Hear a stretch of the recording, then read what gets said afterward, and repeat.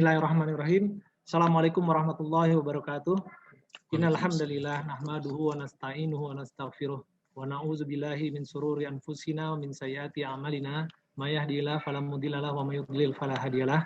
Asyhadu an la ilaha illallah wa asyhadu anna Muhammadan abduhu wa rasuluhu la nabiyya ba'dah. Alhamdulillah, puji syukur kita kehadirat Allah atas segala nikmat dan karunia-Nya, wabil khusus nikmat iman dan nikmat Islam, dan tanpa kedua nikmat ini maka tidak akan ada artinya nikmat-nikmat yang lain. Kemudian marilah kita sama-sama bersalawat kepada junjungan kita Nabi besar Muhammad Sallallahu Alaihi Wasallam serta para keluarganya dan sahabatnya, dan semoga kita berdoa semoga Allah istiqomahkan kita selalu di jalannya sampai nanti Allah pertemukan kita semua di dalam surganya. Amin amin ya Allah ya Rabbal. Baik, sebelum mulai mari sama-sama kita bersihkan hati kita singkirkan yang kotor-kotor, kita tujukan hati kita hanya berharap, kita niatkan hanya berharap untuk mendapatkan ridhonya Allah Ta'ala. Kita jauhkan dari sifat-sifat yang akan membuat ridhonya Allah jadi hilang dari apa yang seharusnya kita dapatkan. Kita memulai dengan baca basmalah. Bismillahirrahmanirrahim. Rabbi zidni ilma warzuqni fahma wansurni ilman nafi'a wa malam taqabbalah. Semoga Allah mudahkan kita dalam mendapatkan ilmu ini agar bisa mengangkat kejahilan kita, memperbaiki amalan kita, jadi bekal kita untuk berdakwah, dan kalau Allah takdirkan kita bisa berjihad dengannya. Baik, telah hadir tengah kita guru kita yang alhamdulillah hampir setahun ini sudah Ustaz ya, kita bersama-sama setiap bulannya mentadaburi kisah perang Badar, dan kita sudah hampir sampai mungkin 1-2 pertemuan lagi kita akan mengakhiri kisah perang Badar ini. Tapi demikian banyak hikmah yang akan bisa kita ambil dari perang Badar ini, menunjukkan begitulah Islam sempurnanya. Bahkan dari sebuah kisah pun kita bisa mengambil banyak pelajaran. Dan insya Allah kisah dalam Islam ini bukan fiktif ya Ustaz, tapi merupakan suatu ibroh yang perlu kita tadaburi, yang perlu kita ambil pelajaran, dan insya Allah tetap menemukan konteksnya di segala macam zaman. Jadi tidak akan ketinggalan zaman setiap kisah yang ada di dalam Al-Quran. Wabil khusus tadabur mengenai kisah-kisah Rasulullah. Baik Ustaz, untuk mempersingkat waktu, insya Allah kita masih punya waktu sampai sebelum mungkin jam 5:30 kali Ustaz ya, jam 5 atau jam 5:30, nanti kalau ada pertanyaan kita bisa luangkan waktu. Tafadhol Ustaz. Baik, terima kasih Pak Syafar. Assalamualaikum warahmatullahi wabarakatuh. Alhamdulillah, wassalatu wassalamu ala rasulillah wa ala alihi wa ashabihi wa mawala. Asyhadu an la ilaha illallah wahdahu la syarikalah wa asyhadu anna Muhammadan abduhu wa rasuluh. Adal amanah wa balaghar risalah wa nasahal ummah wa kasyafal ghummah ila yaumil qiyamah amma ba'du. Alhamdulillah, segala puja-puji milik Allah Subhanahu wa taala, salawat dan salam teriring kepada junjungan kita Nabi besar Rasulullah Muhammad sallallahu alaihi wasallam. Alhamdulillah hari ini kita bisa bertemu dalam pertemuan keberapa nih, udah panjang juga, lumayan banyak pertemuannya. Coba saya lihat. Itu udah ketemu berapa kali sih Pak Sabar? Oh di sini nggak ditulis ya. Serial keberapanya nggak ditulis ya. Kurang lebih 10 kalau nggak salah Ustaz. Nanti saya coba ya? konfirmasi lagi. Baik. Alhamdulillah kita sudah cukup panjang dan lebar membahas tentang Perang Badar ini, dan insya Allah nanti mungkin ada 1 atau 2 kali lagi pertemuan baru kita selesai bisa masuk ke peristiwa yang terkait dengan masuk Islamnya 2 orang itu, suaminya ini Abul As bin Rabi, dan kemudian masuk Islamnya Umair bin Wahab. Baru setelah itu peristiwa Bani Qainuqa nanti kita sambung insyaallah. Mudah-mudahan kita bisa terus istiqomah dalam merefleksikan kehidupan para sahabat ini kepada kehidupan kita saat ini, dan mudah-mudahan perjuangan yang sudah mereka contohkan menjadi semangat perjuangan kita menghadapi dunia yang semakin mendekati akhir zaman, tentu saja semakin chaos, semakin banyak kezaliman, banyak kesewenang-wenangan. Itu adalah satu sunatullah. Kita memang ditantang, diperintahkan untuk istiqomah, melawan dengan kekuatan, melawan dengan lisan, dan paling minim melawan dengan hati. Jangan sampai tidak ada sama sekali perlawanan di hadapan Allah, sekalipun yang terlemah perlawanan kita itu. Tentu saja nanti ada fikih dakwah yang kemudian membuat kita lebih leluasa dalam menghadapi, tapi tetap dalam ikatan-ikatan yang kuat yang menghadapi tantangan zaman, sehingga kita tidak hancur sia-sia, tetapi juga ada taktik, ada cara bagaimana untuk menghadapi kezaliman yang memang mencengkram kehidupan manusia. Mungkin itu. Di sini kita masuk kepada anna Rasulullah SAW, bahwa Nabi SAW hina aqbala bil usara farraqahum baina ashabihi. Setelah datang atau kembali sampai tiba di kota Madinah dengan tawanan-tawanannya, farraqahum baina ashabihi, kemudian dibagi-bagikan kepada sahabat-sahabat yang ikut. Jadi supaya mudah kan, perjalanan dari Badar ke Madinah kan lumayan tuh beberapa hari. Jadi kalau masing-masing dengan tawanannya susah jaganya gitu. Jadi dikumpulkan dulu jadi satu, dikawal bersama-sama menuju Madinah, baru di Madinah, di luar kota Madinah baru dibagikan. Dibagikan sesuai dengan peruntukannya. Waqala Nabi sallallahu alaihi wasallam istausu bil usara khairan, kata Nabi. Hendaklah kalian memperlakukan tawanan-tawanan kalian itu dengan baik, kata Nabi.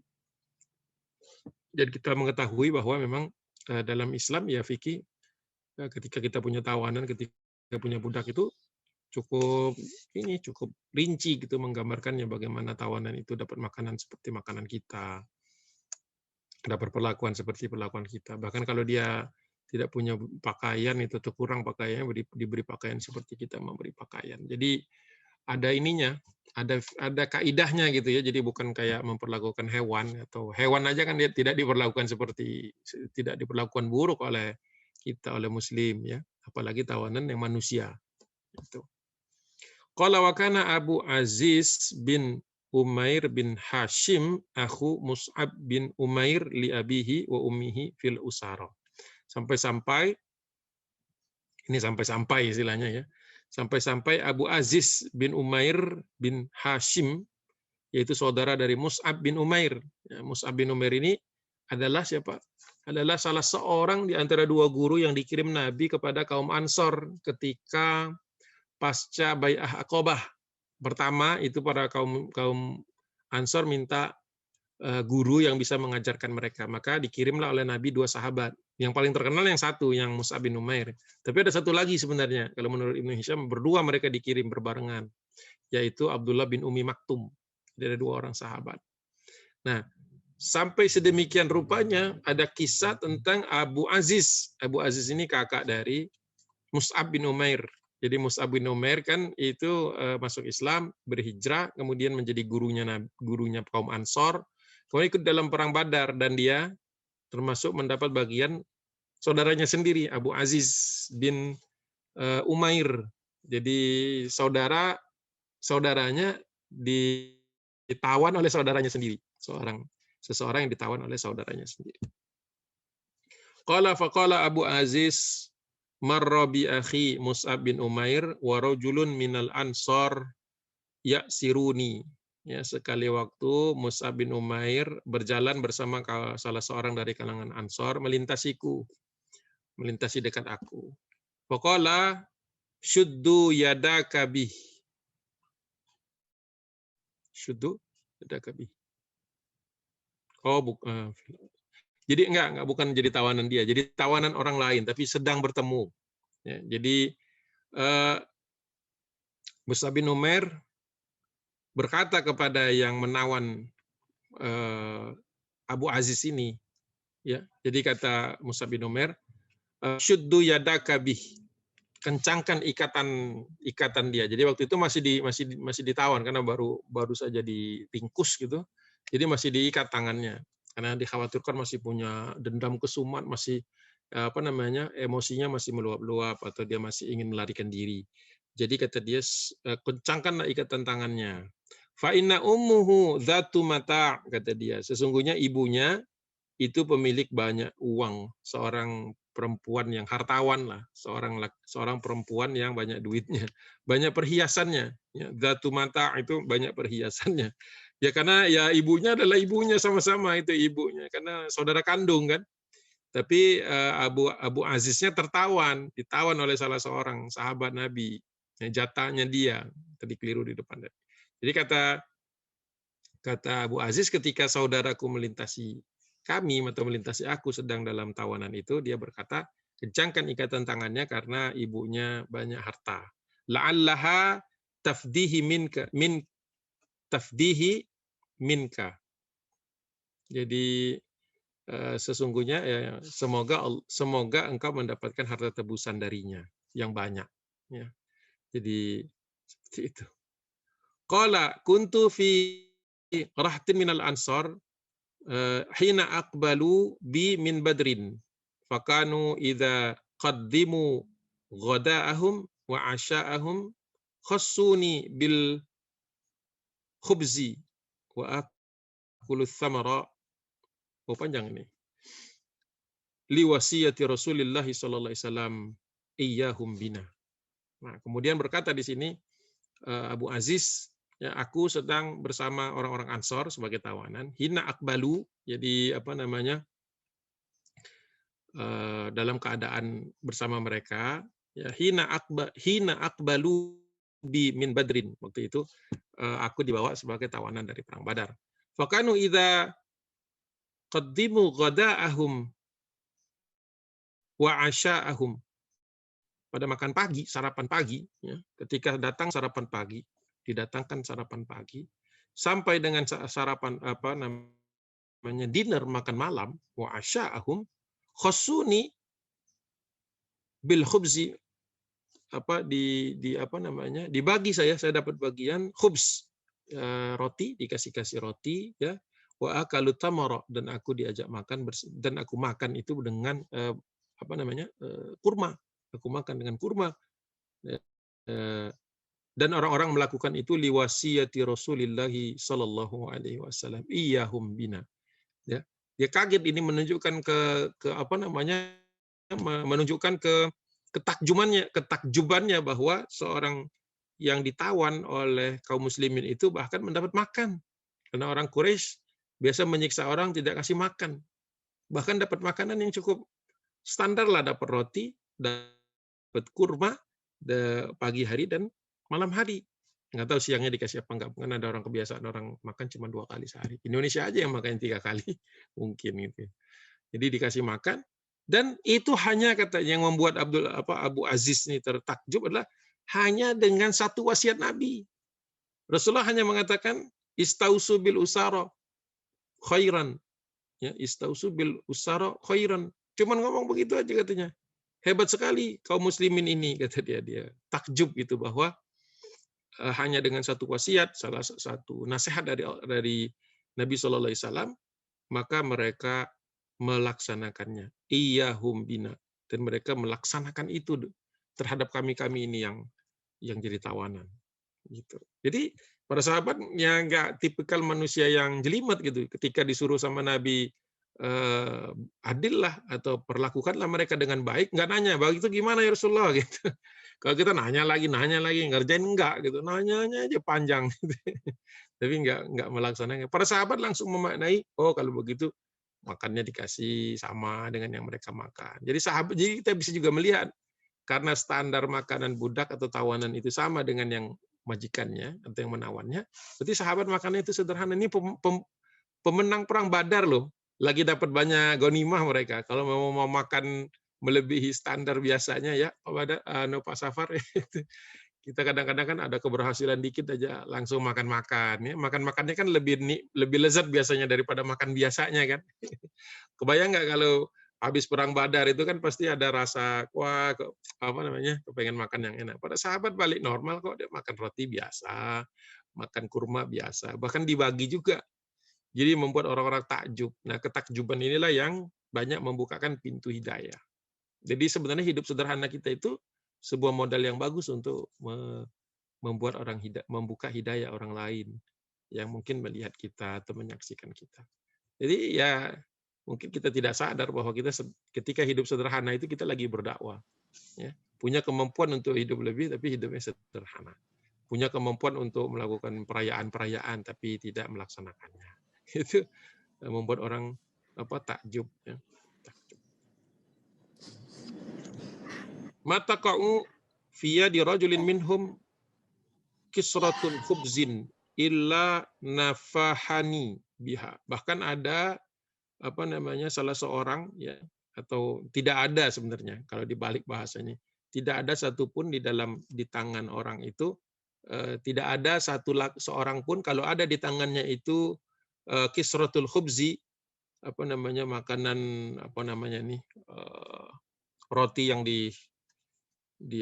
remah-remah roti lah, pecahan-pecahan roti. Seandainya mereka ada yang cuma punya segitu, saking sederhananya menurut Abu Aziz ini, ya, sampai-sampai mereka walaupun cuma punya potekan-potekan roti, ya, kepingan-kepingan roti itu, melainkan mereka membaginya kepadaku, kepada kami, dibagi. Jadi bukan hanya yang mampu, kalau kita pikir ya wajar dong kalau ada sahabat yang mungkin bisa makan banyak jadi dibagi. Ini enggak, yang cuma makannya roti pernah lihat kan roti-roti Arab itu kan disobek-sobek begitu kan. Ya udah tuh, karena ada mungkin punya cuma satu keping, disobek, udah kasih ini. Karena yang dia makan juga ya itu. Nah ini makanlah bareng. Itu kan berarti sekali kan.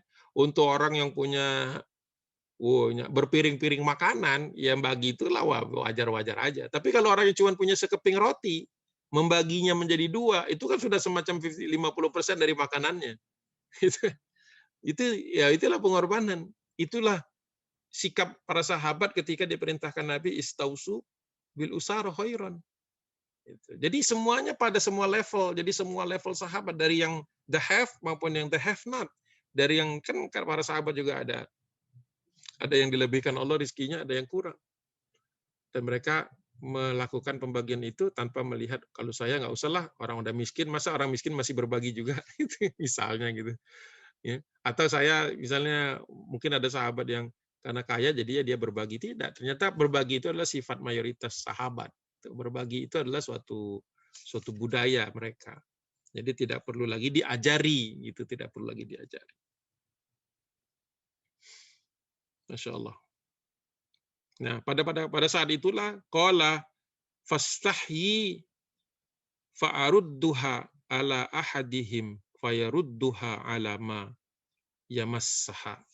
Pada saat itulah aku merasa malu kepada kaum muslimin, karena selama ini kan dia selalu membenci Islam itu karena adiknya Mus'ab bin Umair kan mau meninggalkan kekayaan orang tuanya, meninggalkan fasilitas orang tuanya untuk tetap berkhidmat dan berdakwah bersama Nabi. Jadi mungkin kebencian itu terkait dengan bahwa mereka jadi berpisah gitu ya. Tanpa mereka sadari bahwa berpisahnya Mus'ab bin Umair dari keluarganya itu adalah dalam rangka mendekatkan kepada Allah Subhanahu wa taala. Jadi dia merasa malu dengan keadaan seperti itu. Kemudian aku fa'arudduha, aku kembalikan. Jadi ada yang cuma separuh roti aja bagi. Maka saking malunya aku, ya, mungkin dia merefleksikan pada dirinya, kan kaya, ya Abu Aziz, Mus'ab bin Umair ini keluarga besar. Mungkin mereka dulu punya harta lebih daripada sepotong roti, tapi pelit untuk berbagi. Ini ada Muslim hanya punya sepotong roti, tapi berbagi sama dia. Itu yang membuat dia malu. Ya. Fastahyi fa'arudduha ala ahadihim, maka aku kembalikan kepada salah seorang di antara mereka. Fayarudduha ala ma yamassaha. Ya. Karena apa?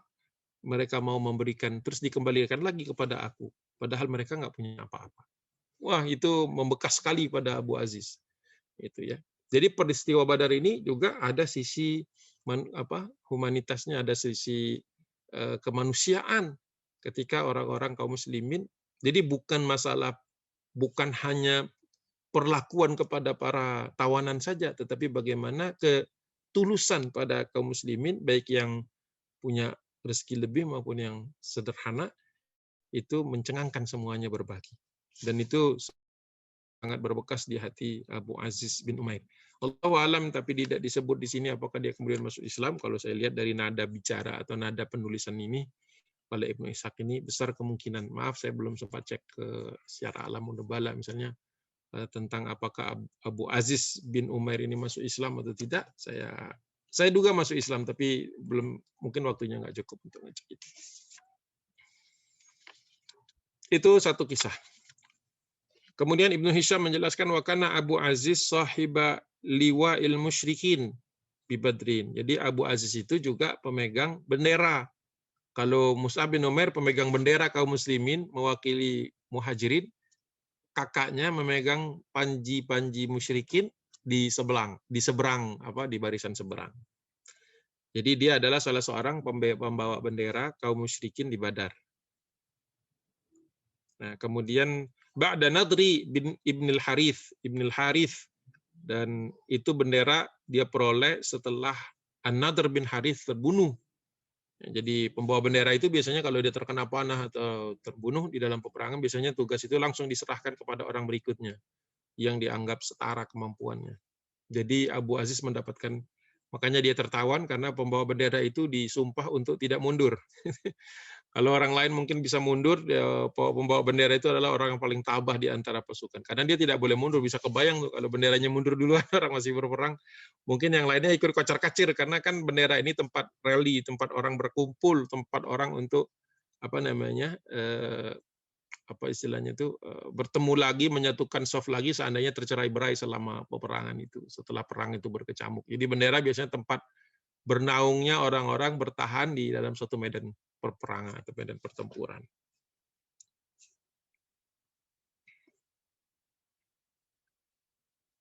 Qala lahu Abu Aziz, kemudian Abu Aziz berkata setelah dia ditawan, tadi ceritanya, falamma qala akhuhu Mus'ab bin Umair li Abil Yasar. Abi Yasar ini yang nangkap tadi. Ini baru ada namanya Abi Yasar ya. Menangkap Abu Aziz bin Umair. Ya, tadi kan berkata kepada Abu Aziz bin Umair, syuddu yadaka bihi fa inna ummuhu dhatu mata'in la'allaha tufdihi minka. Kencangkanlah ikatan tawananmu itu karena ibunya pemilik perhiasan, dan semoga layaknya engkau akan mendapatkan tebusan yang banyak. Nah, setelah peristiwa itu, kata Ibnu Hisham,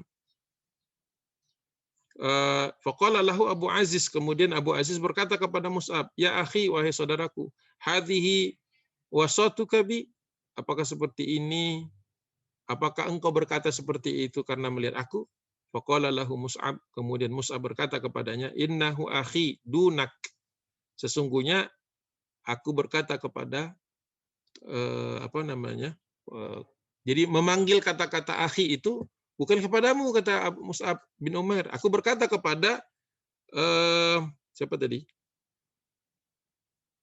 Abil Yasar tadi, kata dia. Jadi ketika apakah engkau sedang menyapaku sebagai saudaramu?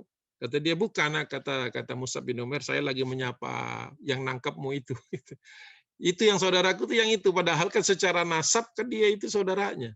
Satu bapak, satu ibu. Tapi ternyata Mus'ab bin Umair lebih mengutamakan yang nangkep nih, Abul Yasar tadi yang cuma punya roti sepotong tadi itu. Jadi kata Mus'ab, dia saudaraku, bukan engkau. Katanya, engkau memang satu ayah, satu ibu, tetapi karena engkau menentang memusuhi Allah dan Rasulnya, maka terhitung bagiku bukan seorang saudara. Itu seriusnya para sahabat Rasulullah SAW. Fasa'altu ummuhu an aghla ma fudiya bihi Quraisyin. Kemudian ibunya bertanya, ibunya Abu Aziz tadi sama dengan ibunya Mus'ab, bertanya tentang berapa tebusan yang harus dibayar, berapa harganya untuk menebus anak ini atau anak kandungnya dia. Faqila laha, kemudian dikatakan kepada ibunya Mus'ab sekaligus ibunya Abu Aziz tadi, arba'atu alafi dirhamin. Berapa harga tebusannya? 4.000 dirham. Ya. 4.000 dirham itu sekarang berapa? Dirham itu berapa ya? Sekarang 1 dirham yang perak itu berapa, Pak Safar? Hafal nggak harganya? Kurang update. Kalau emas mungkin sekarang Kurang update ya. 900-an Antum ya. nggak ikut yang komunitas dinar dirham itu ya? Sebentar loh. Kalau emas 900 something, hampir 1 jutaan. Ya, kalau emas ini yang dinar dirham itu. Sebentar, ada kok di Kalau sini. dinar dirham itu berarti kan kalau dinar itu 4,25 gram emas. Mm-mm. Kalau dinar, 4, kalau dirham, iya. Dirham berapa? 3,7.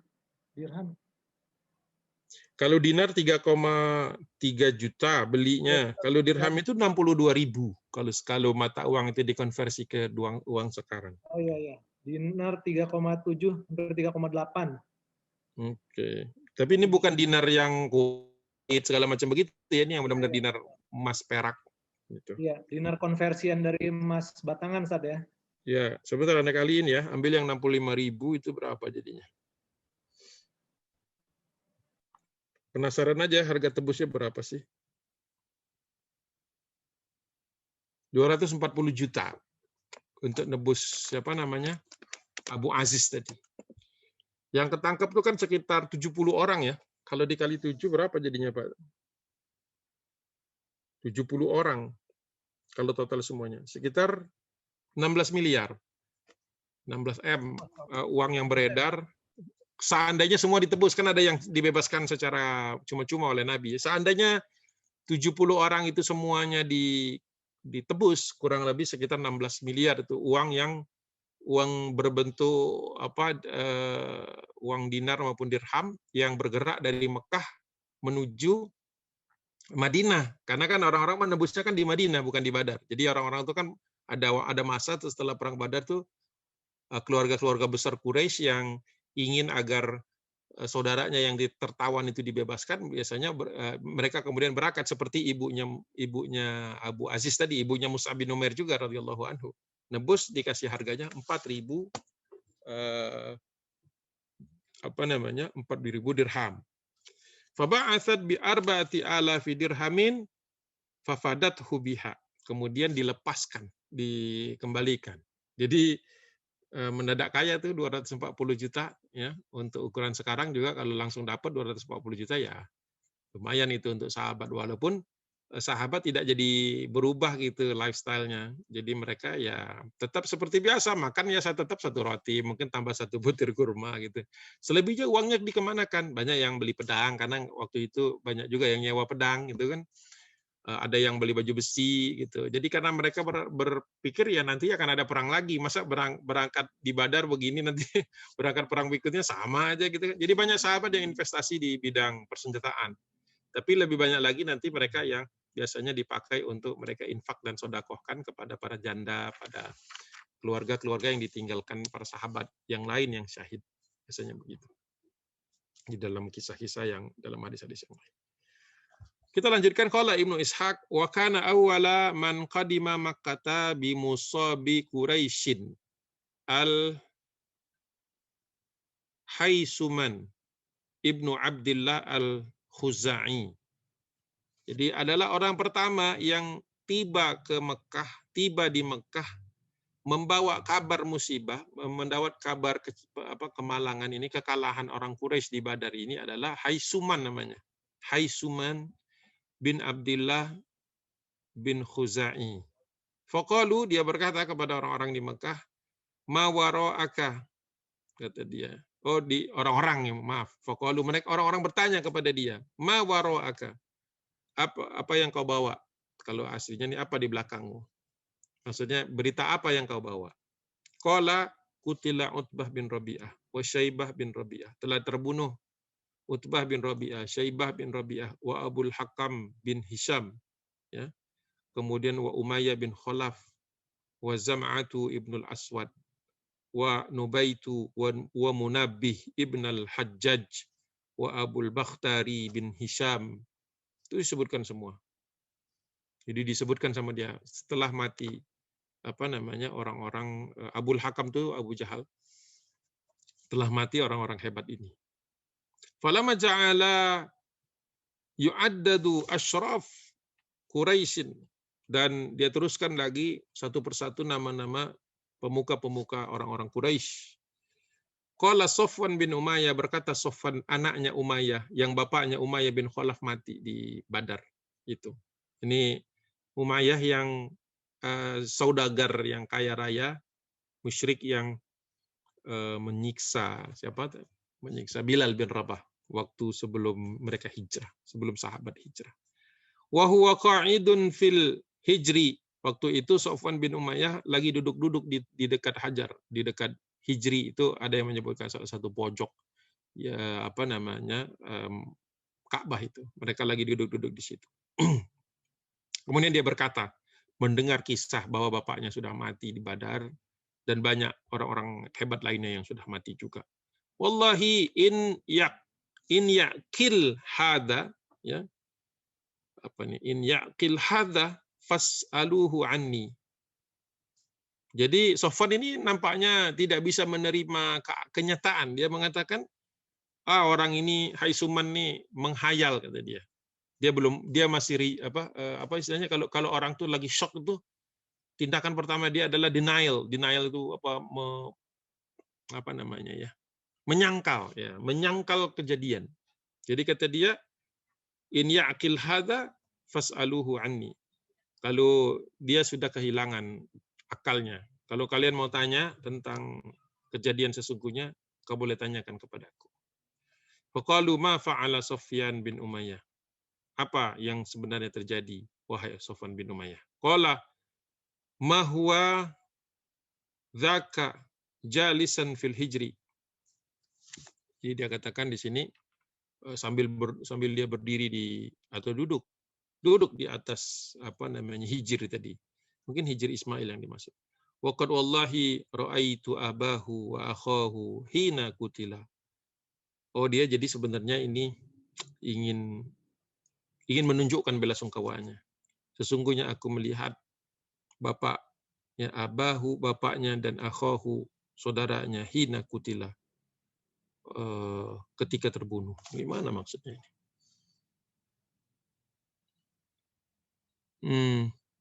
Aisyah. Jadi menurut dia apa yang dikatakan oleh siapa tadi, Haisuman bin Abdullah Al-Khuzai tadi itu berlebihan. Jadi kata dia, saya sesungguhnya melihat bapaknya dan saudaranya hina kutila. Enggak begitu jelas maksudnya apa dengan syarahnya di sini. Tidak juga dijelaskan, hanya nama-namanya saja. Mungkin yang sekilas yang saya bisa pahami dari perbincangan ini adalah Safwan bin Umayyah masih belum bisa menerima kematian ayahnya. Jadi dia hanya mengatakan yang dia lihat itu kan baru kematian bapaknya dan saudaranya saja. Jadi dia mungkin masih mau menunggu kepastian kedatangan. Karena ini kan baru rombongan pertama yang datang.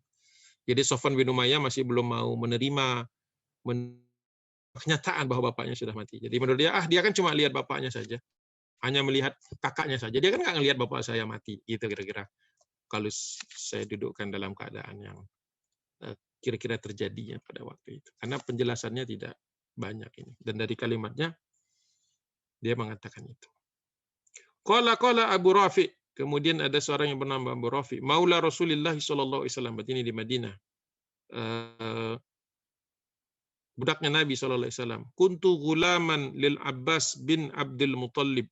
Waktu itu aku masih kecil dan aku bersama Abbas bin Abdul Muttalib. Oh, ini di Mekah berarti. Salah seorang budaknya Nabi tapi dititipkan kepada Al-Abbas. Karena kita tahu Al-Abbas Al-Abbas itu adalah orang yang tidak diperintahkan hijrah sama Nabi. Karena masih ada hal-hal yang harus diurus dan Rasulullah SAW, baginda Nabi, ingin agar Al-Abbas memata-matai orang-orang Quraisy. Wa kana al-islamu qad dakhalana ahlal baiti. Fa aslama al-Abbas, dan dia masuk Islamnya itu sebagaimana masuk Islamnya keluarga Nabi, sebagaimana masuk Islamnya Al-Abbas. Fa aslamat Ummul Fadl, dan masuk Islamnya juga Ummul Fadl. Ummul Fadl ini istrinya Al-Abbas, ibunya dari Abdullah bin Abbas, itu namanya Ummul Fadl. Al-Fadl itu adalah kakak dari Abdullah bin Abbas. Ibnu Abbas kan yang terkenal nih, Ibnu Abbas. Jadi anaknya Abbas, Ibnu Abbas yang paling terkenal, Abdullah bin Abbas. Tapi dia punya kakak namanya Fadl, Al-Fadl. Maka Al-Abbas sering juga dipanggil oleh Abu Sufyan Abul Fadl, sebagaimana orang-orang sering menyebut ibunya Ummul Fadl.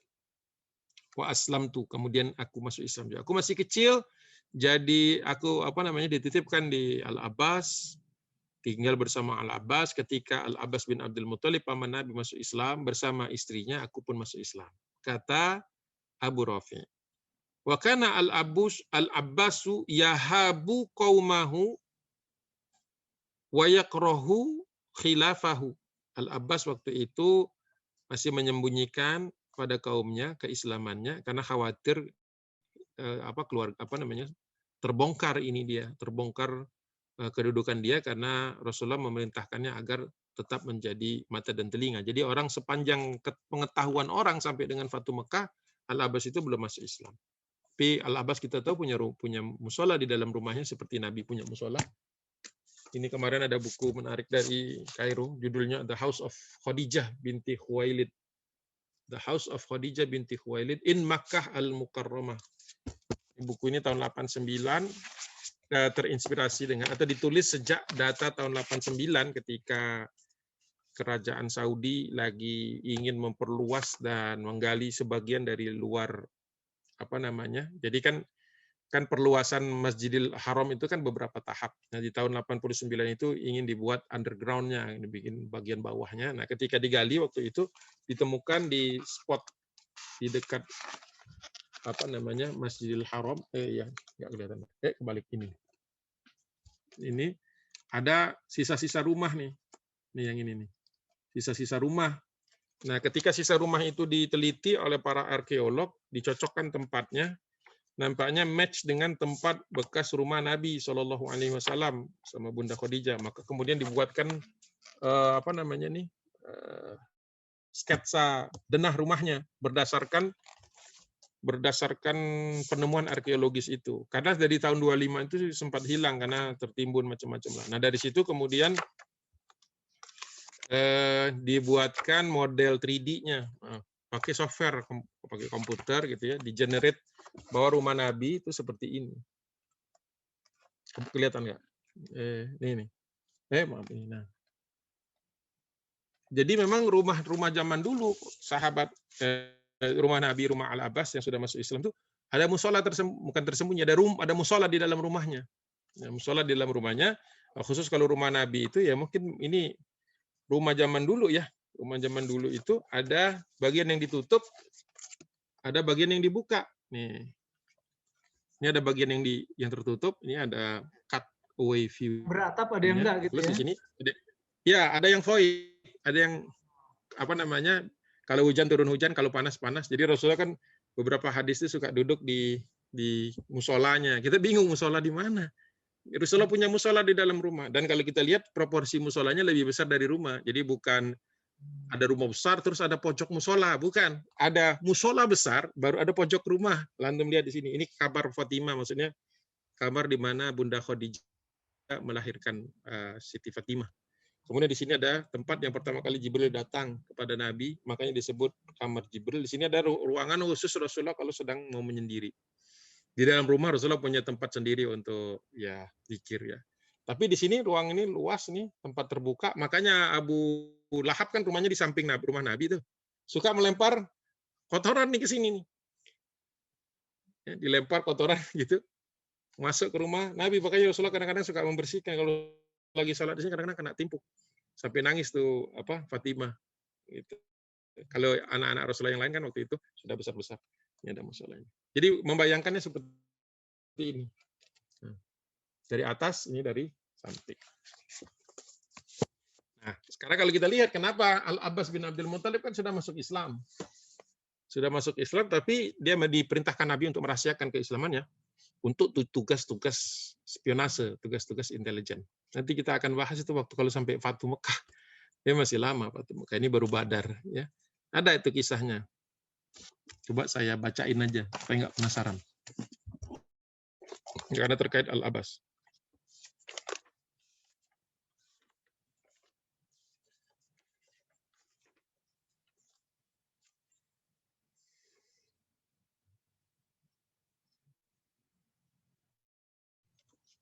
Jadi Rasulullah ketika sampai di sini. Wa qad kana Al-Abbas ibnu Abdul Muthalib bin laqiya Rasulullah bi ba'di tariq. Jadi Al-Abbas menemui Nabi melalui jalur-jalur yang khusus, itu jalur-jalur yang jarang dilewati orang, menemui Nabi di Maru Zahran.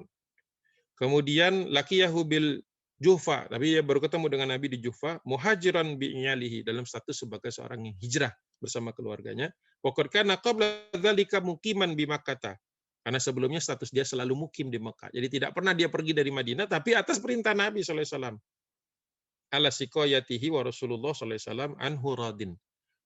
Tugasnya waktu itu dia, salah satu tugas yang membuat dia supaya tidak mencurigakan orang Quraisy adalah pembagian apa yang ngatur pembagian air Zam-Zam. Jadi disebut dengan sikoyah.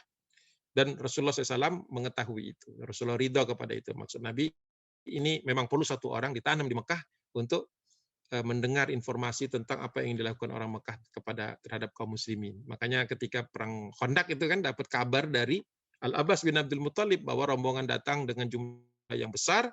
Rasulullah hanya punya waktu sekitar 1 bulan untuk mempersiapkan pertahanan kota. Itu intelligence datanya dari Al-Abbas bin Abdul Muthalib. Jadi untuk menjelaskan kenapa Al-Abbas hijrahnya menjelang Fatu Mekah, itu babnya bab Fatu Mekah jilid 4 kitab Ar-Raddul Unuf. Jadi baru dia istilahnya selesai tugas itu menjelang Rasulullah masuk. Ya, karena kalau Rasulullah sudah masuk Mekah, ini statusnya nggak ada hijrah lagi kan. Ya. La hijratu ba'dal fathi, kata Nabi, tidak ada hijrah setelah Fatu Mekah. Maka beberapa jam sebenarnya itu kan sehari sebelumnya Al-Abbas baru keluar. Kenapa? Ingin mencatatkan dirinya sebagai orang yang hijrah. Walaupun hijrahnya cuma baru sampai daerah namanya Juhfah. Kalau sahabat yang lain itu kan sampai harus hijrahnya sampai ke Madinah kan, ada yang ke Habasyah gitu. Ini sampai sana. Tapi terhitung. Kenapa? Karena dia tetap di Mekahnya on mission. On mission, ditugaskan Pak Sapar. Jadi bukan volunteer gitu. Saya aja ya enggak. Kalau ditanya siapa yang enggak mau hijrah? Gimana? Enggak berangkat bukan maunya dia gitu ya. Ngantum klik ya, maksudnya ngerti ya maksudnya. Jadi kan ada juga orang yang kadang-kadang ceritanya tugas tapi sebenarnya nggak tugas.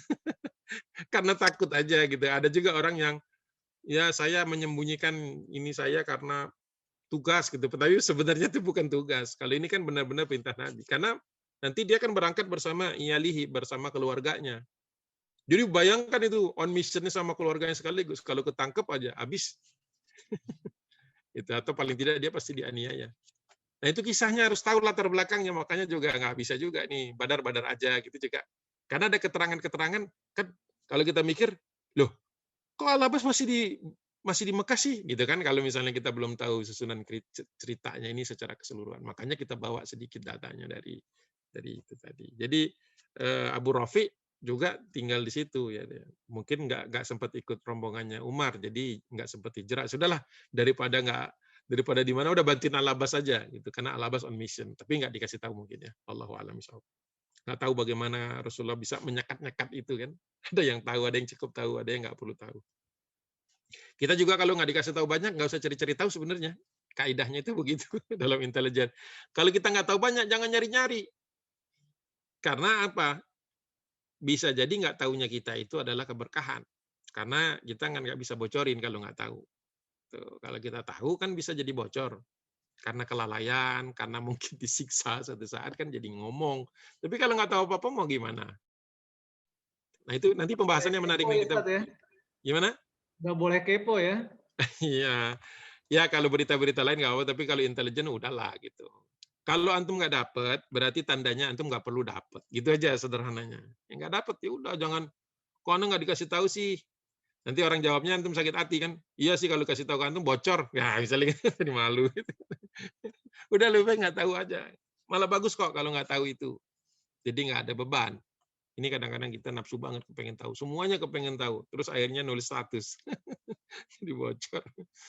Gitu. Nah, balik lagi ya ke cerita Abu Rafi ya, menarik nih karena dia dalam konteks dia sebagai maulanya Nabi tapi dititipkan di Al-Abbas.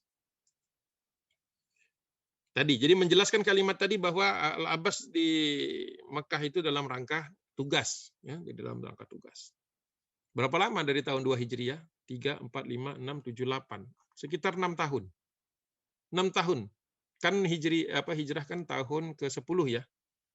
Enggak, tahun ke-8. 8 kurang 2, 6 tahun ya. Tahun ke-8 Hijriah. Jadi lama juga tuh. Berarti kan biasanya rata-rata intelijen kan setahun lah kerjanya itu kan. Nggak akan kuat lebih dari setahun kecuali yang memang intelijen yang sudah tinggal di situ. Ini bisa sampai 6 tahun. Baik, kita lanjutkan.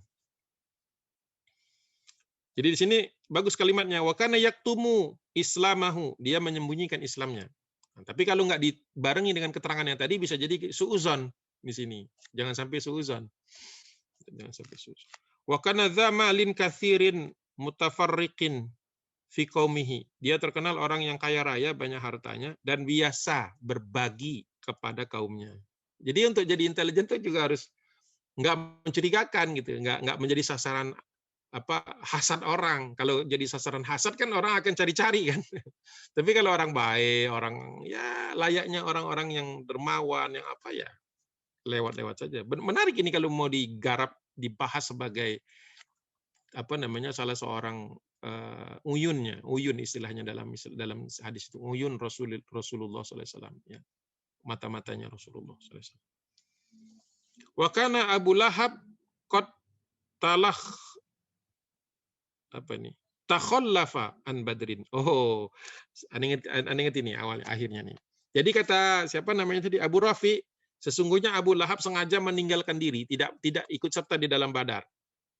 Faba'atha makanahu Al-As bin Hisham bin Mughirah. Dan kemudian disuruh menggantikannya Al-As bin Hisham bin Mughirah. Wa kadzalika kanu sana'u, dan itu yang terjadi. Lam yatakhallaf rajulun illa ba'atha makanahu rajulan. Dan pada saat itu tidak ada yang tertinggal satu laki-laki pun kecuali mengutus. Jadi orang-orang yang nggak bisa berangkat, pakemnya itu, aturannya itu adalah mengutus orang penggantinya. Nah, kisahnya adalah Abu Lahab waktu itu mengutus Al-As karena Al-As itu punya hutang. Jadi makanya disuruhkan di awal, kita sudah bahas di Badar awal, ketika Abu Lahab nggak mau berangkat. Kenapa Abu Lahab tidak mau berangkat? Abu Lahab sendiri mengatakan, saya percaya kepada mimpi Atika binti Abdul Muthalib. Karena di dalam mimpi itu, kata Atika, aku melihat orang-orang Quraisy berangkat dan kemudian pulang membawa banyak jenazah, para pembesar-pembesarnya. Maka Abu Lahab takut berangkat Badar, makanya dia dicaci maki. Makanya kemudian dia mengatakan, saya utus Al-As menggantikan aku karena dia punya hutang. Jadi hutangnya dianggap lunas lah, asal dia berangkat. Ya sudah, Al-As mau lah berangkat, ya kan, ikut perang, tapi dicoret lah hutangnya.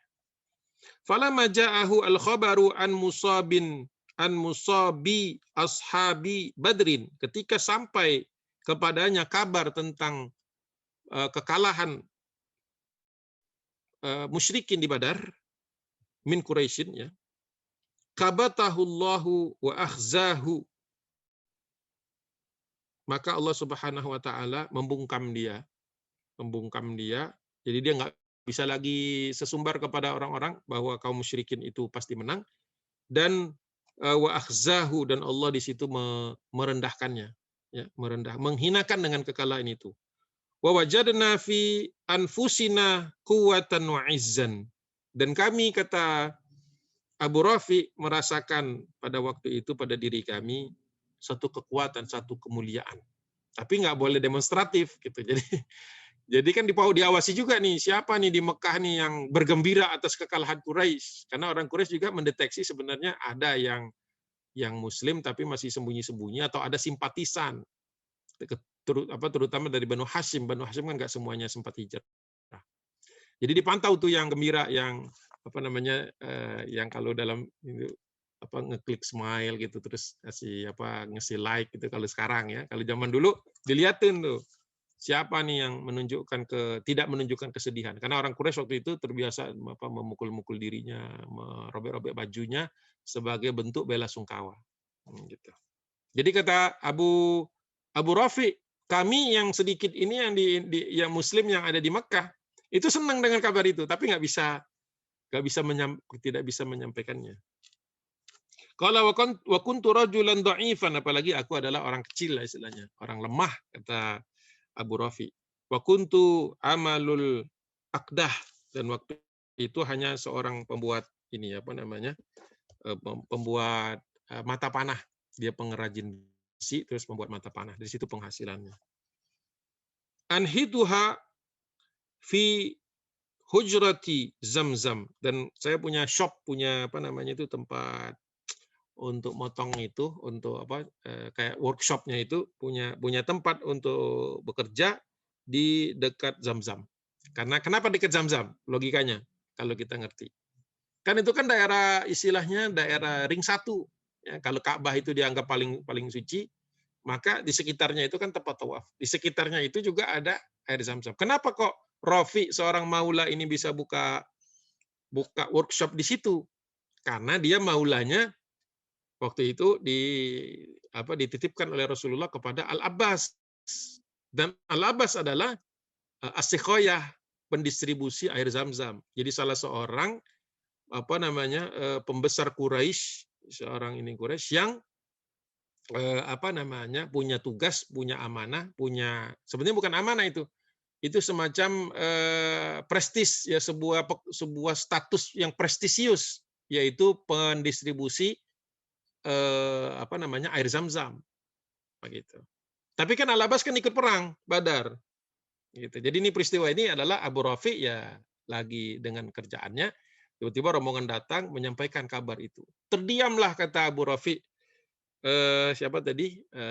Abu Lahab, yang tadinya sesumbar mengatakan pasti kaum muslimin kalah, pasti kaum musyrikin menang, itu terdiam di situ, disumbat mulutnya, kata dia, oleh Allah Subhanahu wa taala.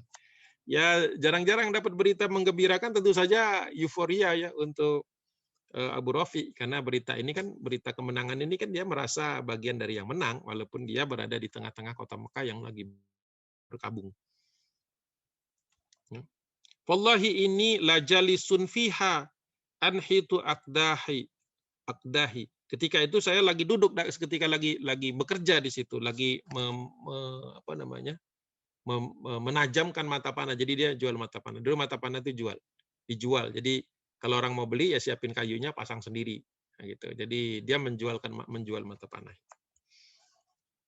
Nah, ketika itu aku mendengar kita itu masih dalam keadaan aku masih kerja, masih duduk mengerjakan pekerjaan itu.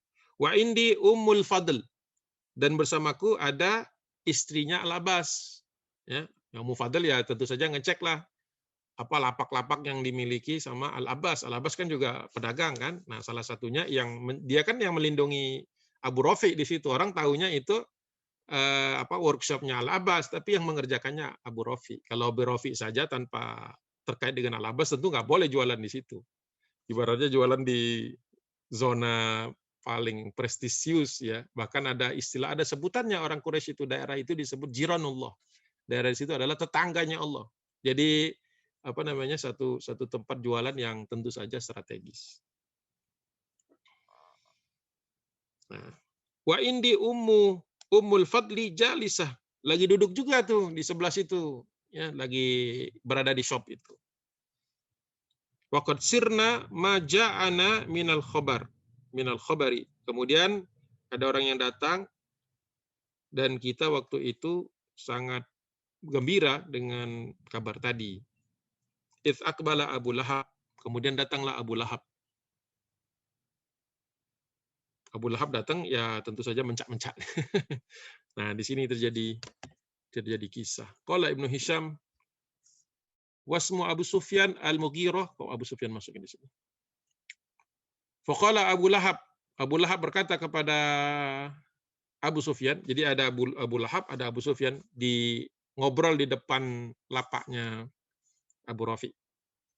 Halumma ilayya fa indaka li'amri atau la'amril khabar. Kata dia, sampaikan kepadaku apa yang terjadi dengan orang-orang Quraisy. Bagaimana ceritanya? Qala fajalasa ilaihi wan nasu qiyamun alaihi. Faqala, akhirnya orang-orang duduk mendengar kisah tersebut dan didengarkan orang. Karena zaman dulu kan belum ada televisi, belum ada media-media. Jadi kalau ada orang datang bawa berita tuh semuanya ngeriung gitu, ngumpul gitu, dengerin. Karena kan informasi ya dari mulut ke mulut waktu itu. Apa katanya? Faqala ya ibna akhi, wahai saudaraku, wah anak saudaraku, akhbirni kaifa kana amrun nas. Bagaimana ceritanya mereka ini sampai kalah. Wallahi ma huwa illa an lakinal qauma. Ini cerita detail-detail. Kemudian waimullahi ma'adzalika. Ya. Sesungguhnya kata Abu Sufyan menjelaskan tadi, aku tidak waimullah ma'adzalika. Apa ungkapan jarang ini. Demi Allah, sebenarnya waimullah itu sama dengan wallahi ma'adzaka. Sesungguhnya Allah bersama kejadian itu. Ini referensi kepada Allah ini sering sekali orang-orang musyrik itu sering mengatakan itu kalau untuk urusan kemalangan-kemalangan. Jadi mereka seolah-olah menempatkan Allah itu hanya dalam posisi-posisi seperti itu. Waimullahi ma'adzalika ma lamuttun nas lakina rijalan baydon. Oh, nyalahin malaikat. Jadi pantas saja, jadi ma'adzalika pantas saja kejadian itu, kemalangan menghadapi menimpa kaum Quraisy, karena ketika kami berhadapan dengan orang-orang kaum muslimin, ternyata mereka diperkuat oleh rijalan baydon atau bidon, pakai baju-baju serba putih kata mereka. Ala khailin yulqi bainas sama'i wal ard. Dan mereka itu mengendarai kuda, pasukan kavaleri. Bulqin itu kudanya belang-belang, mungkin kamuflase. Bainas sama'i wal ard, turun dari langit. Jadi turun. Jadi orang-orang Quraisy juga kata-kata. Jadi ini orang Quraisy mencari alasan yang nggak logis. Ya, kenapa mereka kalah dari jumlah yang begitu banyak dengan kaum muslimin.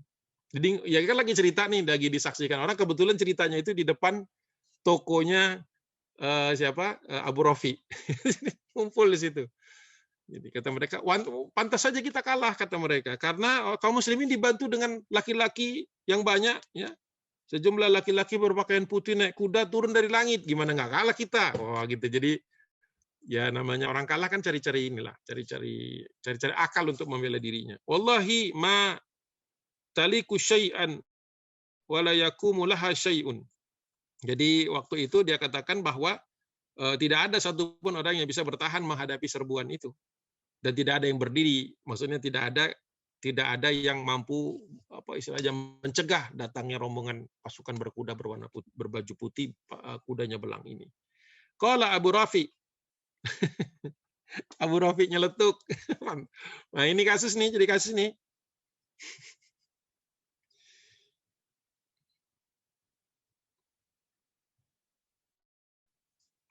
Abu Rafi kan sudah masuk Islam. Sebentar, saya mau ketawa dulu. Abu Rafi kan sudah masuk Islam. Sudah mengenal prinsip malaikat.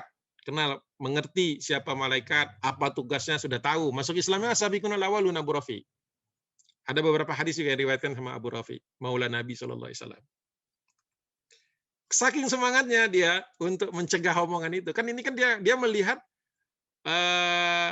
dialog yang absurd gitu, lucu gitu dengarnya. Orang mencari sebab-sebab kesalahan, menisbatkannya kepada rombongan orang-orang yang menurut mereka ini entah jin atau apa gitu, pokoknya bukan manusia lah gitu. Pantas kita kalah, masa kita nggak kalah kalau menghadapi yang seperti itu. Berdiri Abu Rafi.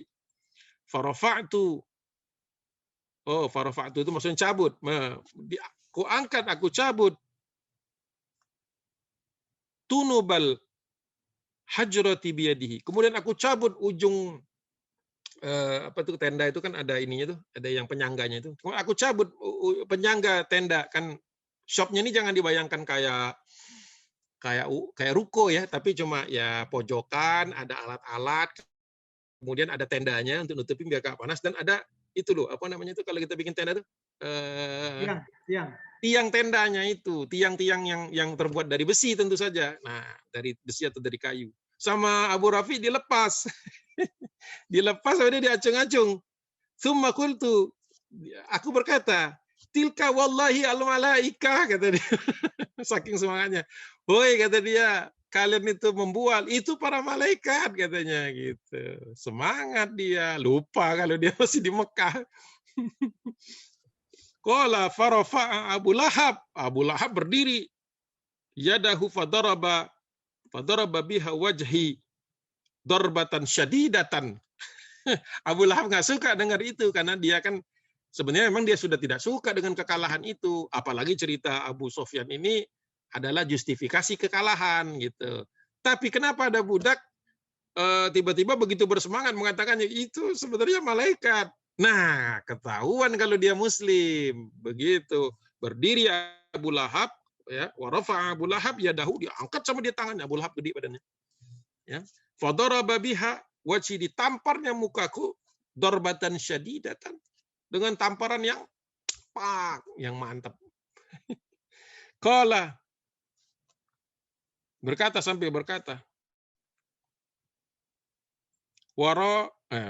wasawartuhu fahtamalani fadaraba bil ard. Kemudian dia melompat kepadaku, kemudian dia banting dan dia jatuhkan aku ke bumi. Wah, itu keluar jurusnya Abu Lahab kali ya.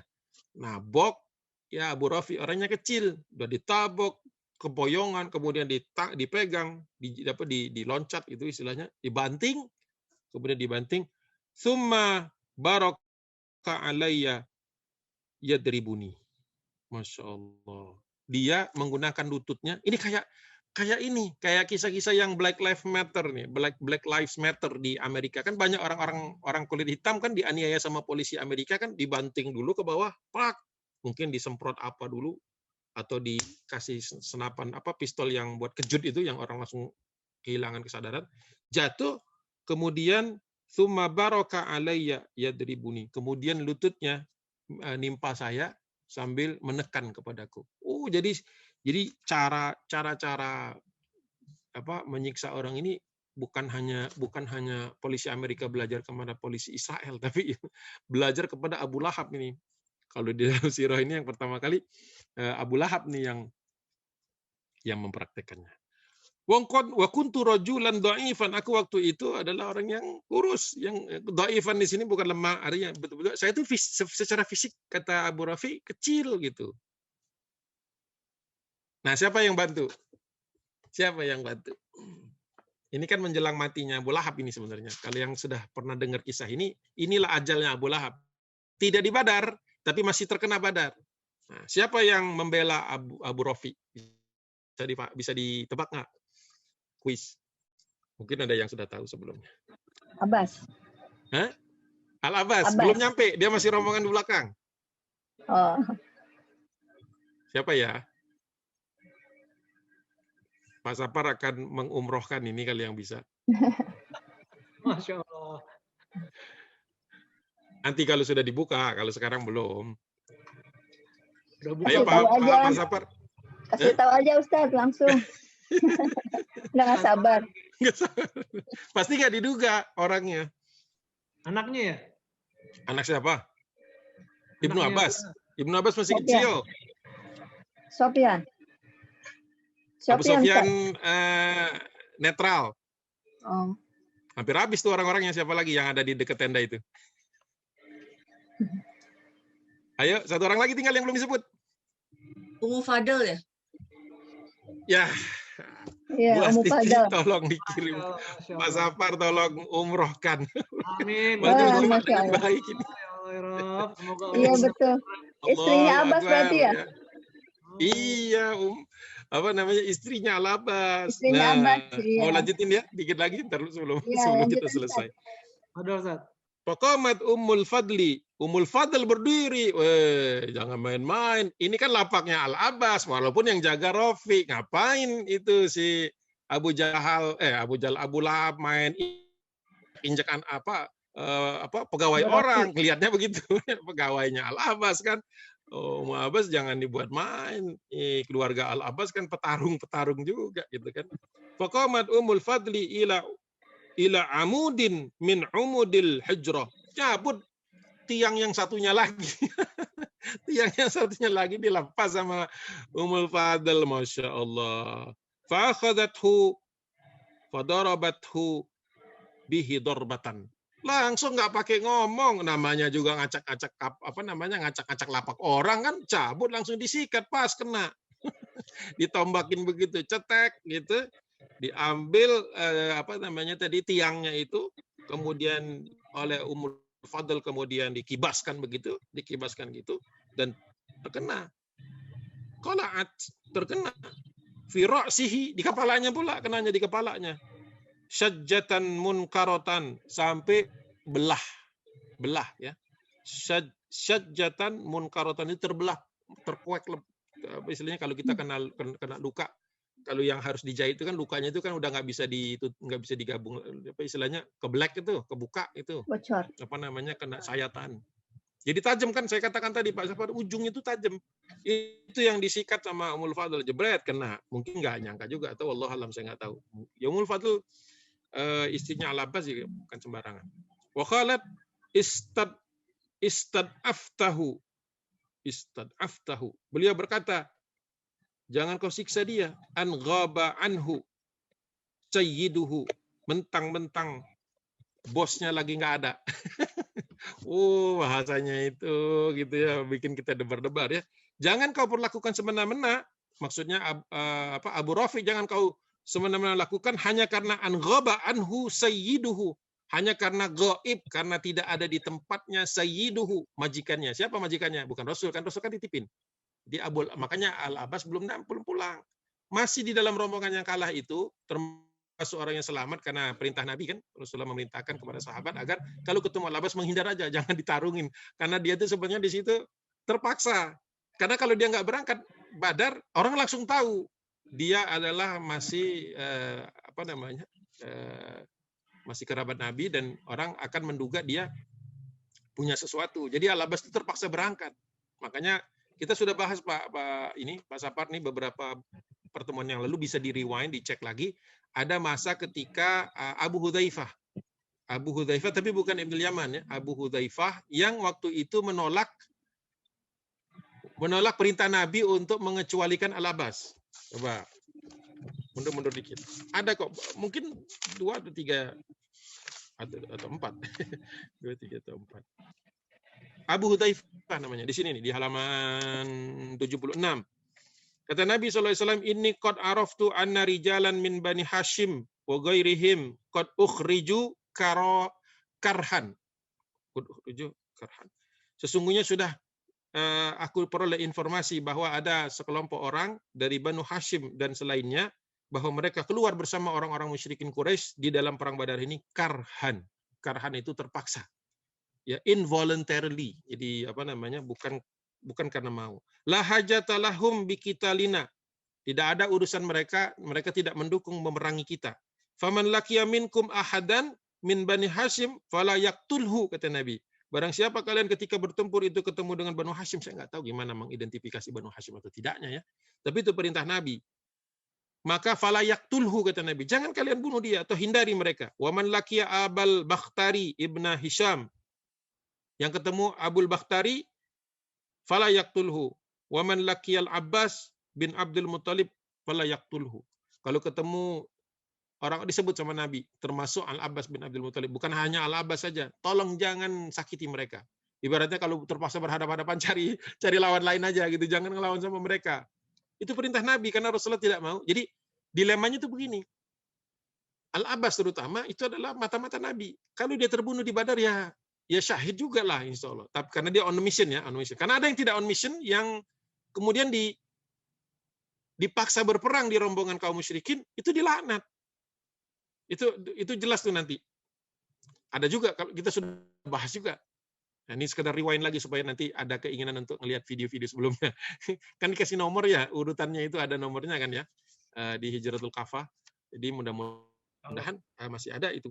Jadi, nah, yang tidak suka dengan ini, faqala Abu Hudzaifah. Nah, Abu Hudzaifah nggak suka dengan perintah pengecualian ini. Apa kata dia? Anaktulu aba'ana wa abna'ana wa ikhwatana wa ashiratana wa natrukul Abbas. Kata dia. Loh, kok begitu, kata dia? Kenapa kami diperintahkan untuk memburu bapak-bapak kami, anak-anak kami, saudara-saudara kami, keluarga kami, para kepala suku kami? Tapi kok kita mengecualikan Al-Abbas? Wallahi la in laqituhu la ajmannahu as-saifa. Kata dia, kalau saya ketemu Al-Abbas, wahai Rasulullah, mungkin emosi ya. Emosi, sahabat ada yang emosi juga. Akan saya hujamkan pedangku. Waduh. Nah, itu peristiwanya. Ini masih selisih 20 halaman. Selisih 20 halaman kisah ini. Sampai Rasulullah berpaling tidak mau melihat, karena takut emosi juga. Jadi Rasulullah berpaling tidak mau melihat Abu Hudzaifah. Tapi berkata kepada Umar bin Khattab. Faqala li Umar bin Khattab, ya Aba Hafsin, wahai Abu Hafs. Ya. Ayadrabu wajhu ami Rasulullah sallallahu alaihi wasallam bisayfi. Apakah pantas paman Nabi padahal sudah jelas-jelas dikasih penjelasan, pengecualian. Apakah pantas dipukul juga atau pantas dihujami pedang juga? Faqala Umar berkata, "Ya Rasulullah, da'ni, ya Rasulullah, jangan lepaskan aku. Kasih izin kepadaku. Fala adrib unuqahu bisayfi fallahi laqad nafaqa."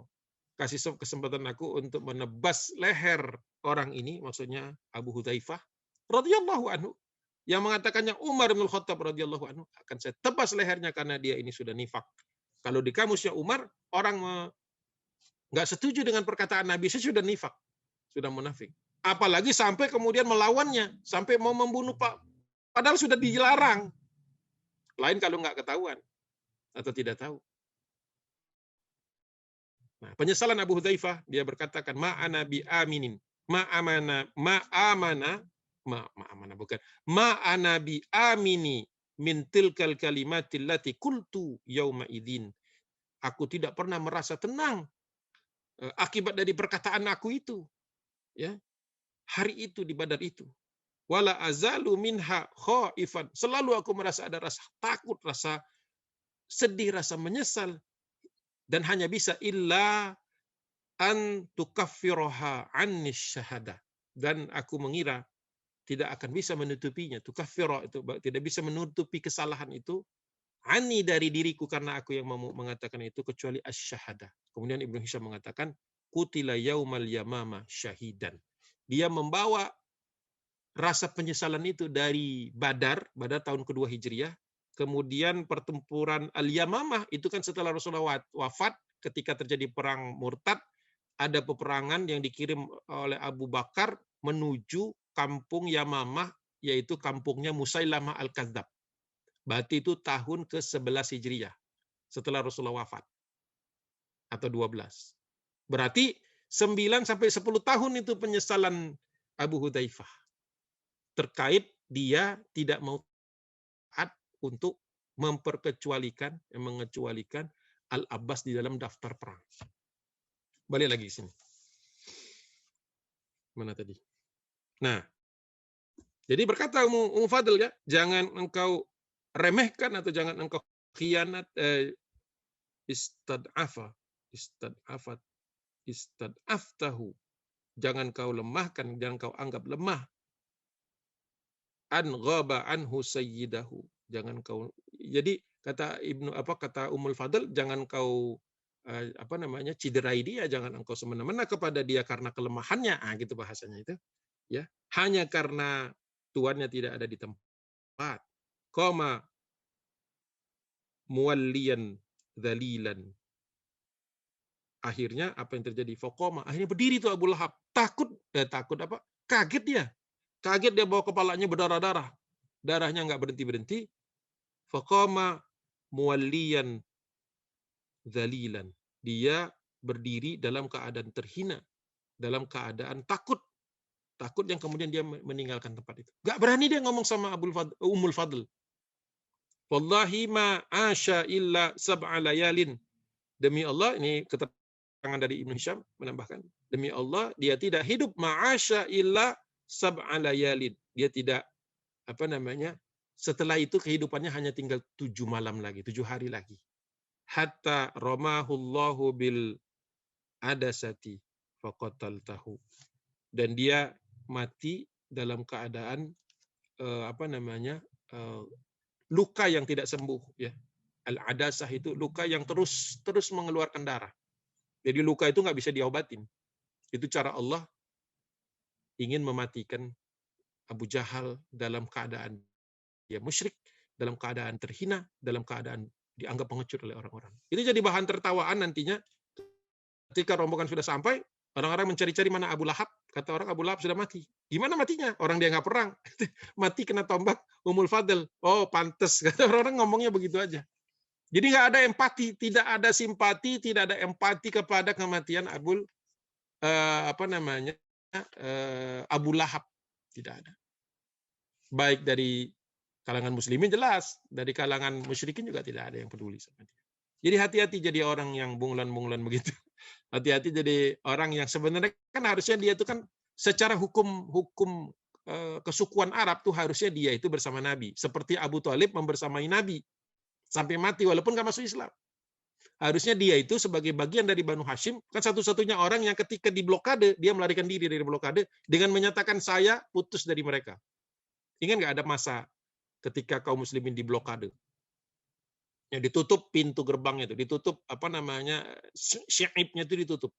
Jadi betul-betul dibuat dibuat pagar sehingga Banu Hashim dan Banu Al-Muttalib itu nggak bisa kemana-mana, makan nggak bisa keluar, kelaparan dan luar biasa selama kurang lebih 2 tahun. 3 tahun itu Ustaz ya? Ya betul. Nah itu satu-satunya orang yang nggak ada di dalam, yang keluar dan dibiarkan orang di luar adalah Abu Lahab dan istrinya. Jadi dia mengatakan kami berlepas dari Muhammad. Jadi mereka kemudian pindah ke kampung yang lain. Jadi memang sudah putus secara akidah jelas ya, memang nggak pernah nyambung. Secara kesukuan juga udah putus. Makanya dia ketika mati itu di Banu Hashim dan Banu Al-Muttalib juga tahu siapa dia, nggak ada yang peduli. Dari kalangan suku-suku lain juga melihat dia orang yang hina. Nah, hati-hati jadi pengkhianat, jadi munafik itu hati-hati karena lawan nggak peduli, teman sudah tahu siapa dia. Jadi harus punya sikap, harus menentukan sikap di mana kita berada, di posisi mana kita berada. Karena kalau tidak, matinya tidak dipuji, tidak dikenang lawan, ya, tidak dikenal kawan, tidak dikenal lawan. Ya udah, mati dalam keadaan terhina. Itu kisahnya. Selesai. Pengajian ditutup. Tanya jawabnya. Baik, Ustaz. Mungkin ada yang mau bertanya? Nih kita alhamdulillah jadi kajian private ya. Bahwasanya penikmat sejarah memang shortlisted Ustaz ya. Ya, terseleksi dia. Terseleksi, tapi insya Allah keberkahannya nggak berkurang ya. Walaupun berenam insya Allah sayap malaikat juga nggak berkurang mengepaki kita Ustaz ya. Amin. Ya kita nggak tertipu dengan jumlah lah. Allah, nggak berkurang ya insya Allah. Iya. Semoga Allah istiqomahkan kita ya di kajian ini maupun kajian yang lain. Allah mudahkan kita untuk mencintai taklim ilmu seperti ini Ustaz ya. Amin ya Allah. Kalau nggak ada nanya, saya nanya Ustaz. Ya. Yang membunuh Abu Lahab itu berarti Ummu Fadl dong ya? Ummu Fadl, akibat luka yang ditebas tadi, disabet pakai. Waktu sampai 7 hari gitu ya? Ya, 7 hari dia sakaratul mautnya. Ngeri kan? 7 hari sakit nggak sembuh-sembuh. Ya.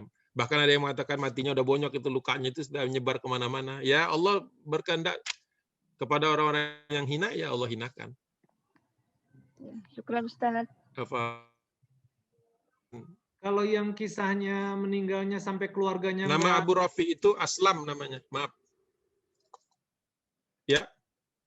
Kalau yang meninggalnya gimana? Sampai ini saat yang meninggalnya pada saat meninggalnya itu sampai keluarganya pun nggak mau mendekati mayatnya itu karena berbau busuk atau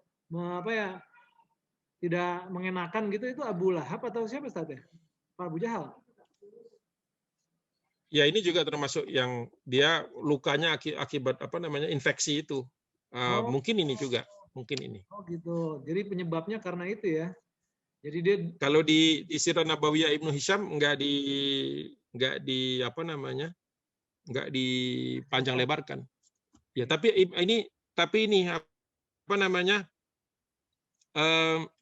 Imam As-Suhaili itu menjelaskan tentang kata-kata al-adasah. Al-adasah adalah qarhatun qatilata katta'uni tuqtal sahibuha bisur'ati.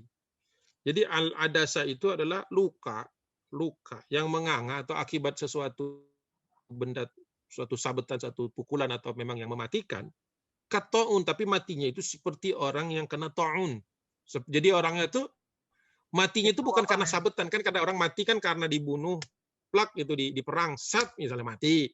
Tapi ini nggak mati langsung. Ini yang siksaannya itu. Jadi dia itu tersayat, tapi sayatan itu sebegitu terbukanya, sebegitu menganganya, sehingga terjangkit penyakit. Jadi Allah sertakan Infeksi, lagi. Ustaz, ya? Kena infeksi ya? Iya, katauni.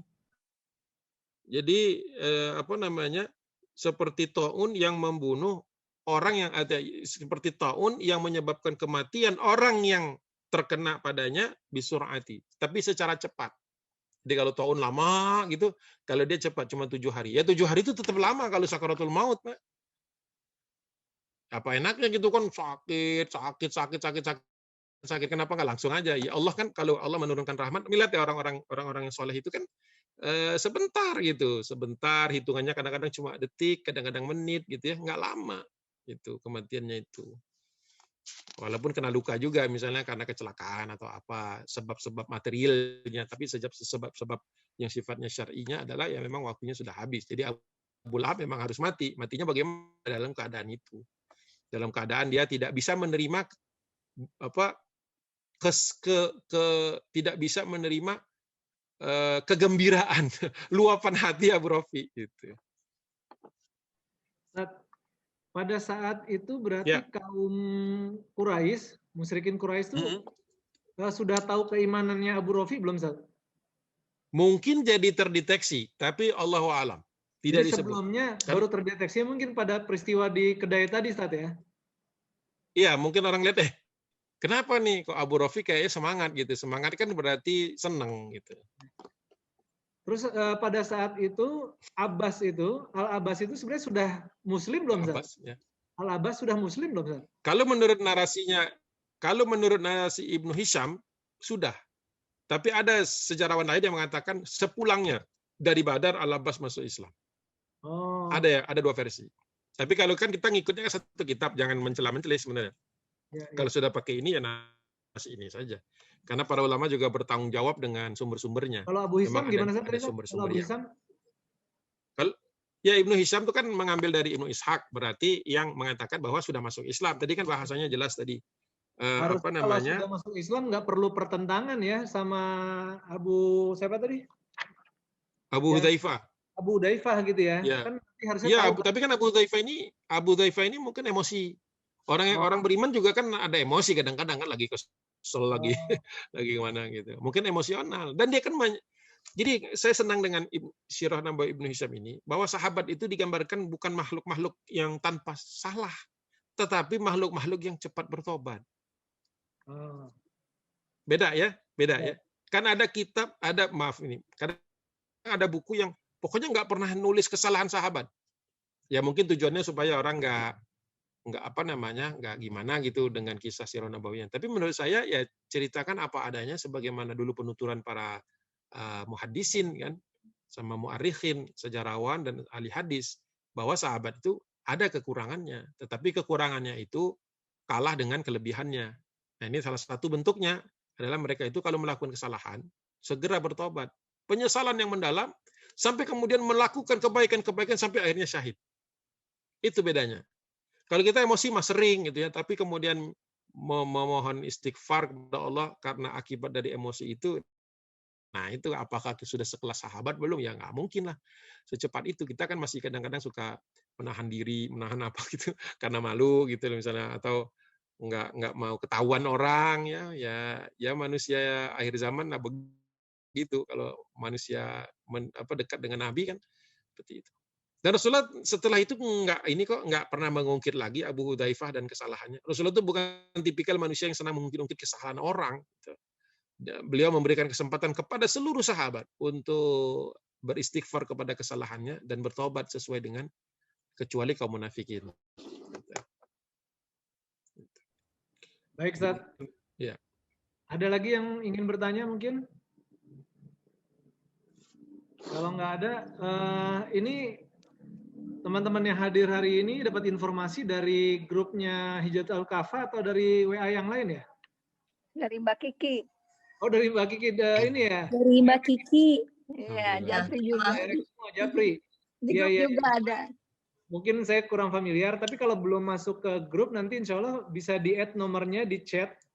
Ini masukin aja nomornya, nanti saya add ke grup supaya nanti ke depannya bisa dapat informasi via grup aja. Ini kalau yang saya tahu cuma Nadia nih yang kenal gitu ya. Yang lainnya khawatirnya saya belum tahu nomornya gitu.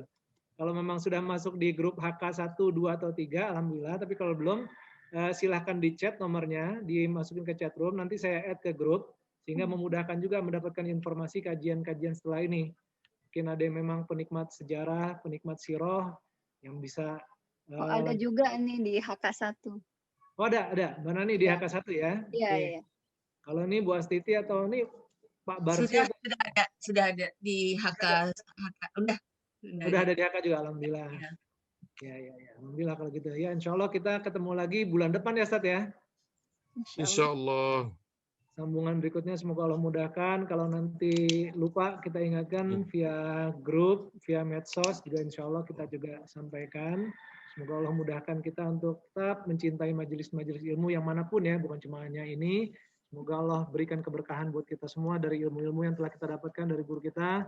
Dan Allah jaga juga Ustadz. Semoga Allah terus bisa, Amin. semoga Allah bisa terus memberikan kekuatan pada Ustadz dan keluarganya sehingga terus bisa membimbing kita dalam Amin.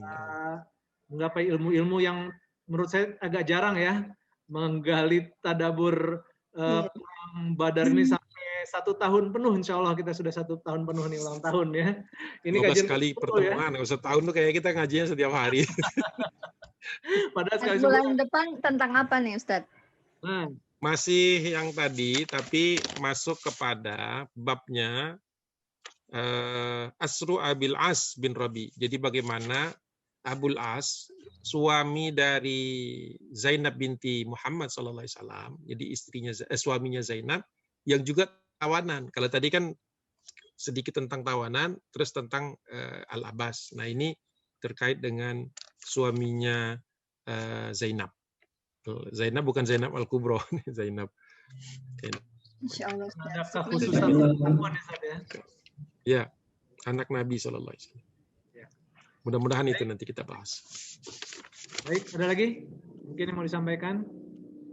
Kalau nggak ada, nanti link record pada hari ini bisa saya share di grup ya. Jadi tinggal diklik aja linknya, bisa disaksikan langsung, bisa juga di-download nanti. Begitu aja dengan link-link yang lain, nanti kalau mau silakan japri aja, saya share lagi juga di grup insya Allah untuk kajian-kajian yang sebelum-sebelumnya. Tapi ada beberapa kajian yang sempat kesalahan teknis ya Ustadz ya, mungkin kerekamnya baru pertengahan atau malah lupa ngerekam, tapi insya Allah beberapa kajian terakhir sudah lebih disiplin. Kalau ada rekamannya boleh. Insya Allah saya kirim di grup nanti rekamannya, tinggal diklik buat nonton atau di sebelah kanan atas tuh ada klik juga buat download, silahkan nanti. Ya. Baik kalau gitu. Ana izin tutup ya Ustadz ya. Baik, Mbak Safar. Kita berpisah, mungkin ada sunnah Nabi juga. Sebelum berpisah kita sama-sama membaca surat Al-Asr. Auzubillahi minasyaitonirrajim. Bismillahirrahmanirrahim.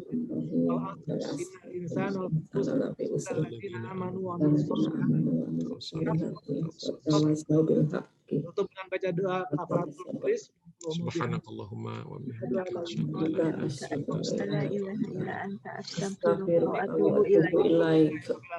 Mohon maaf lahir batin apabila ada kekurangan. Sampai jumpa pada pertemuan berikutnya.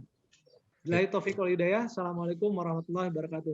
Waalaikumsalam. Waalaikumsalam warahmatullahi wabarakatuh. Jazakillah khair Ustaz. Ya, aku Sehat semua. Ya, semangat semua. Ya, Amin. sehat-sehat semua, jaga kesehatan. Amin. Amin. Tovan. Izin live. Saya izin dulu. Ya. Assalamualaikum.